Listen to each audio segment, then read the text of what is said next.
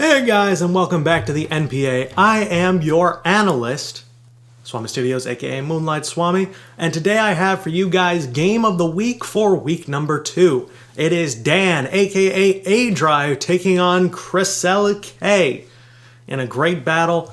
Cressel has Gardevoir, Mega, the number 1 overall pick in the NPA this season. Crocodile, Politoed, Salamence, Granbull, and Scizor taking on Cresselia, Scolipede, Thundurus, Therian form, Steelix, Mega Sableye, and Entei.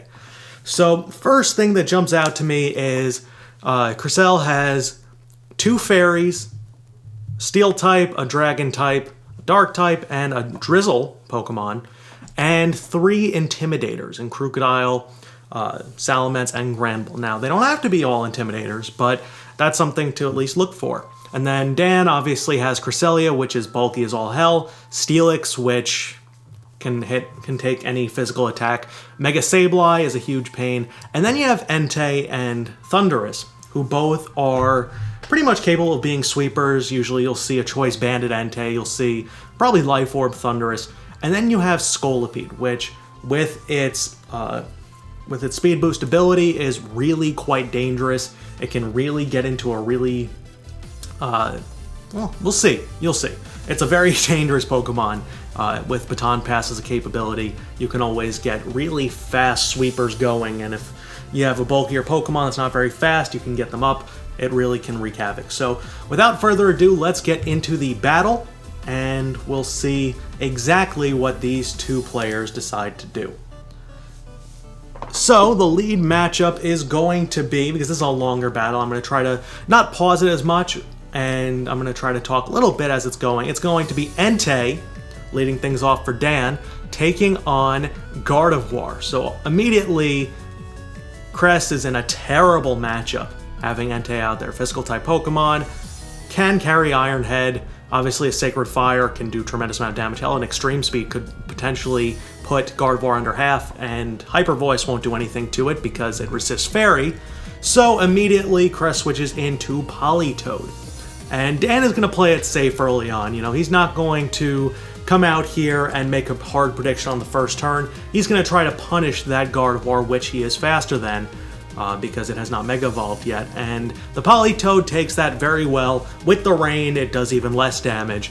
And now Dan is forced to switch. So he goes into his Cresselia, and it's a great play by Politoed, predicting the switch in, and he's going to Toxic. So Sableye doesn't have Magic Bounce up yet, so he can safely Toxic. If he wanted to get it on bringing the Cresselia or the Sableye, either one, that would be a good thing to start whittling down. So Dan goes for a Moonblast. It seems that he's going to try and stick things out, and the Politoed goes for a Scald with a crit, does about 35%, and we see Leftovers as the item for the Cresselia.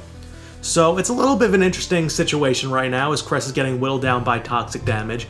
And I kind of expected Dan to switch out at some point with Cresselia, but he goes for another Moonblast, and it's pretty clear that he fears Politoed, otherwise he would not be staying in with Cresselia.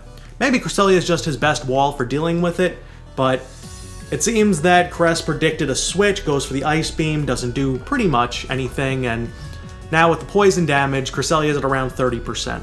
So he's going to switch, or Cress is going to switch out into Scizor, as Politoed was taking a bit of a beating. And another Moonblast comes out from the Cresselia, so we still only know one move from Cress, and it doesn't do too much to the Scizor. Obviously it's resisted.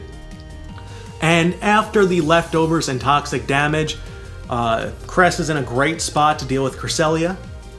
Once this Bullet Punch comes off, which is enough from the Technician boosted, I'm assuming, Scizor, Cresselia goes down, and now we no longer have the confusion of Cressel K and Cresselia. So, I'll be referring to Cress as the player for the rest of the battle. So in comes Sableye, and rules of the NPA, the Sableye has to Mega Evolve. And here was a very questionable decision. So, you have Scizor as the Pokemon that you're going to be playing with right here. And obviously it's a physical attacker, and you don't want it to get burned. Granbull is also a physical attacker, and while the Fairy typing is useful against Sableye, the proper switch in here probably would have been into Gardevoir. Just because no matter what, you're going to get the Mega Evolution off against a Pokemon that is not faster than you, and the worst thing that Sableye could do to you is knock off, and generally, the Sableye is going to make the most of its prankster capabilities on its first turn as it Mega Evolves, because it still has the +1 priority speed boost because of prankster as it Mega Evolves before it gets Magic Bounce. So the Intimidate comes out, and Mega Sableye gets its big-ass gem to hide behind. Don't know how it got it, but now it does, and he goes for the Will-O-Wisp onto the Granbull. So now Granbull is crippled at the moment, and we do see that Crest does have, well, we're actually going to see Dan switch out first, but we do find out that Granbull does carry Heal Bell. So it's a wasted turn. One of the things that really could have benefited Crest is if she had switched into Gardevoir right here, then that would have meant that Gardevoir would have gotten a free Hyper Voice off against anything, and it will also have started to dictate the match a little bit more. Instead, now Crest has to take a turn going for the Heal Bell, because otherwise Granbull is useless, except for Intimidate, and Dan gets a free switch into his Thunderous Therian form, which in its own right can deal massive damage and dent any wall. It's a wall breaker, that's what it is. And that's the way Dan's team works. He's a wall-breaking team with a bunch of walls on it, and a few Pokemon that can really sweep towards the end of battles once things are whittled down. He's a great battler, and you have to be a little bit smarter than that when you're dealing with someone like Dan. Switches into Crocodile, and Dan makes a great prediction. Instead of going for an electric type attack, he goes for the Hidden Power Ice, expecting, I'm assuming, the Crocodile to come in, or something else. I'm not sure what else could have come in, but the Hidden Power Ice does so much damage. That is just an insane amount of damage, and right here we see that he switches out with the Thunderous. I think he's afraid that the Crocodile is scarfed, and the Crocodile is actually going to go for a Pursuit and deal a huge amount of damage right back to the Thunderous. I did about 65%, and in comes the Sableye once again. So I'm assuming, as of right now, that Crocodile is choiced of some sort, because we did see the Pursuit and now the immediate switch out. And in comes Politoed back in, with little over half health, and we're going to find out the item from this Politoed here pretty quickly, because the Sableye is going to go for a knockoff, and it's going to knock off the Chesto Berry from this Politoed. So that means one of two things. We've seen Scald and we've seen Ice Beam. It could be that this is a Rest Sleep Talk set, or because of Granbull, Crest is relying on the Heal Bell to heal off the sleep from the rest to keep the Politoed around. But now without the Chesto Berry, you're in a little bit of a more precarious situation. You could still do that Resto set, but maybe it's also that in case Dan wants to go for any type of sleep type move, that the Chesto Berry can just knock that away. But Sableye makes a good move, goes for a knockoff on the impending switch in, and that knocks off Granbull's leftovers, and in comes Steelix. So Steelix is a huge problem for Crest's team, obviously, with two fairy types and a lot of physical attackers. So instead of going for anything else, it went for Crest goes for a very straightforward play rough into the Steelix. And then she'll switch into the Salamence, who goes for, well, you know, it activates its Intimidate, but Dan stealthily switches out into his Thunderous on a double switch, which means that now, obviously, the Salamence has to come out because the Thunderous will outspeed it. So in comes back Scizor, and it's in the rain right now, and instead of going for an electric type attack, Dan goes with the very safe Hidden Power Ice. And I think it's probably the right play here, just because of the fact that if Crest does stay in with Salamence, it's going down. But if not, then that happens. And the rain does stop, and instead of sacrificing off the Thunderous, Dan is going to switch it out with minimal health left and go right back into the Steelix. So a Bullet Punch comes out from the Scizor. Probably not the right move there, because I believe Electric does resist Bullet Punch. I guess it would have taken out the Thunderous if he wanted to sack it off, but at the same time, that kind of, you know, that would have been an opportunity to predict a switch. If you know Dan, maybe you know that he doesn't switch out in that situation. Maybe he does.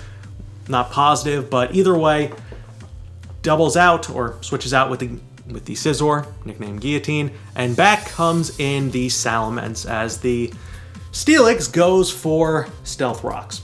So now Dan is going to put back Steelix into his pocket, and in comes the Thundurus. So that's going to be a sacrifice on Thundurus here, as the Salamence shows that it is carrying Flamethrower. That's going to do good damage. It takes out the Thundurus, and now one of the biggest threats to Cress's team is gone, but it had done everything that it needed to do.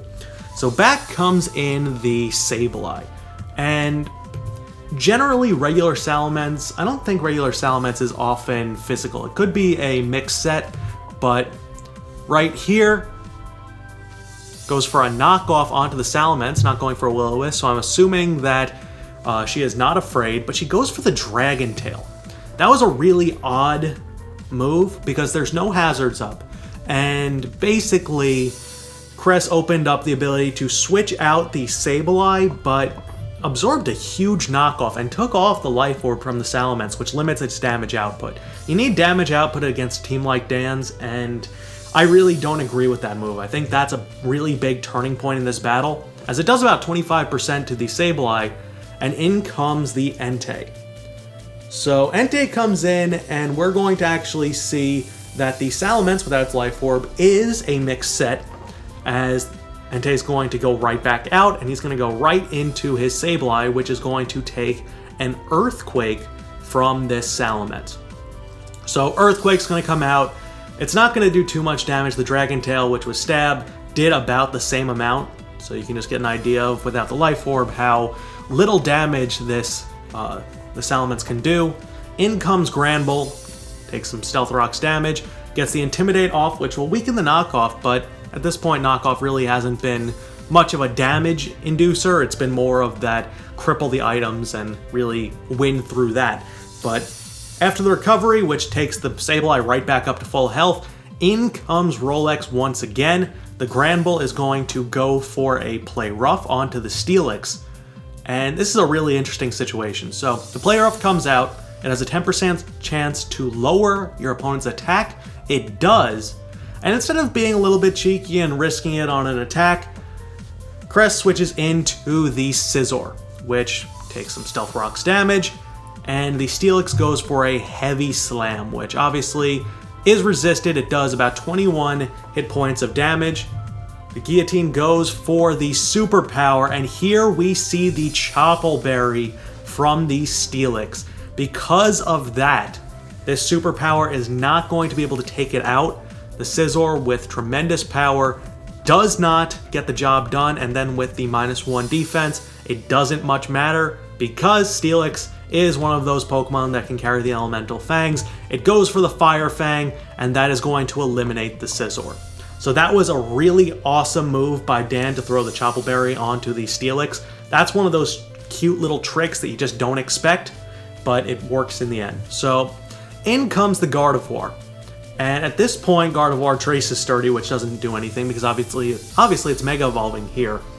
And the Steelix is a little bit of an interesting position. I probably would have switched into the Salamence here and preserved the Gardevoir a little bit longer, just because I think it's a little bit more important on dealing with the Mega Sableye in the back and maybe dealing with the Scolipede before it gets up a speed boost.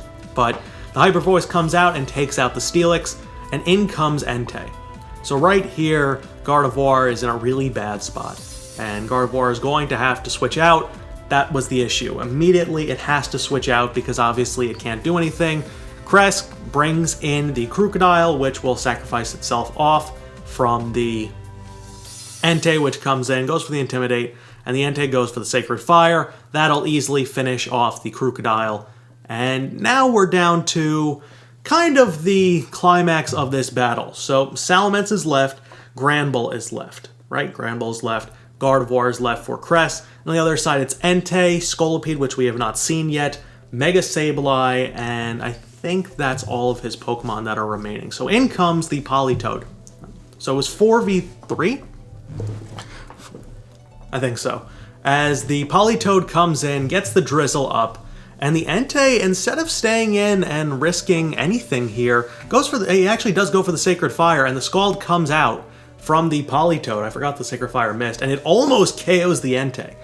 That did a ton of damage, but Dan again saves one of his legendary Pokemon in the back for a rainy day, even though it is a rainy day right now. And in comes the Mega Sableye. So obviously there's nothing left to do but go for another Scald. At this point, you really could have actually expected the Entei to take out the Politoed, but instead Dan switches into Sableye, which gets burned. And that's actually a huge mistake by Dan as he goes for a Shadow Sneak with the Mega Sableye, and it does exactly 10 HP. Another Scald comes out from the Politoed. It puts the Sableye into range where the burn will take it out. And now Dan is really in trouble. So it's Entei on very low health, Scolipede in the back, which is going to be coming out to deal with this Politoed. And Scolipede is probably the best switch in here because it's going to get the speed boost after getting this Poison Jab off. I do believe it is a choice banded Scolipede. I don't think it's Life Orb here. No, it is Life Orb. Okay, it is Life Orb. Never mind. It is Life Orb. I think the Entei might be choice banded. But either way, that happens, and in comes the Salamence. So now Salamence is going to get the Intimidate off against the Scolipede, but after the damage it took from the Stealth Rocks, a Poison Jab is going to come out, and it's actually going to be able to take out the Salamence. So now, Cress's Pokemon are dropping like flies. It's a 2v2, and in comes Granbull, as the speed for the Scolipede keeps going up. This is a dangerous situation. The Scolipede is still a very dangerous Pokemon here, and there really wasn't much of an opportunity left for Cress, I think, at this point. Two Fairy-type Pokemon taking on a Scolipede with Stab, Poison Jab. The Granbull comes in, intimidates the Scolipede, and Dan switches into the Entei. That's the moment that this game is over, because Entei's going to come in, it's going to nullify those two Intimidates that the Scolipede had, it's going to be able to take out the Granbull with a Poison Jab on the next turn, and then it's going to get the speed boost up, and it's going to be able to outspeed the Gardevoir. So Granbull comes out, it goes for the Earthquake. It was the best move it could use at this point. Entei goes down. It's 2v1, but this battle, in essence, is over. Granbull is not fast enough to deal with the Scolipede in any realm, and the Poison Jab is going to come out. Scolipede with massive damage to the Granbull takes it out. And now it's a 1v1, the Scolipede versus the Mega Gardevoir. And thanks to the speed boost, depending on the set, Gardevoir might not have been able to outspeed anyway, but thanks to the speed boost, Scolipede now outspeeds the Gardevoir, which is going to lose health thanks to the Stealth Rocks. 17 hit points of damage, it doesn't matter, Gardevoir's defenses are terrible, and the Poison Jab is going to come out, and that is going to be your battle. So Scolipede comes in from the back, and goes and takes out 4 Pokemon en route to a 1-0 victory for Dan, aka A-Drive. That was an incredible battle between two players who just put it all out there. Cress had a great battle. She is not someone who is used to battling. She's more of a shiny hunter. Dan is a very experienced battler. And I think they put on a great back and forth, some really awesome tricks like the Chople Berry on Steelix. But all in all, I think it was a fantastic battle. Thank you to both players for a great week number 2. This was the game of the week. I am Moonlight Swami, aka Swami Studios, analyst for the NPA. This was week 2's game of the week. Hope you guys enjoyed. I'll be talking to you guys later. Peace.